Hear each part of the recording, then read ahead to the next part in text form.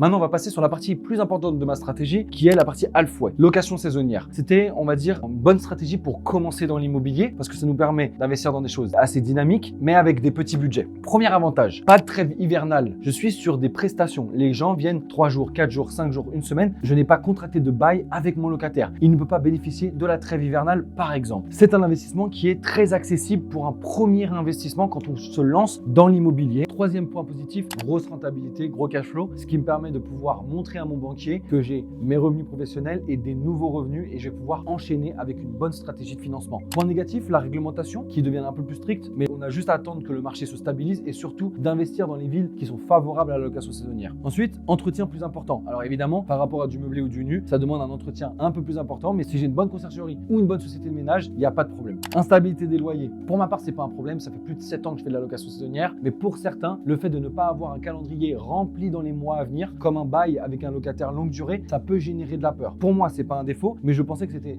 pertinent de le mettre ici parce que pour certains et pour certains profils, ça peut l'être.